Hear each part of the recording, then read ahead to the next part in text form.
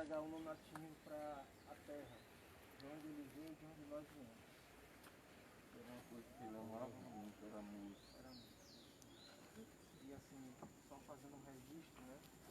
A canção que saiu do Sul, que eu compus agora em julho passado, ela tem o arranjo do Nonatinho.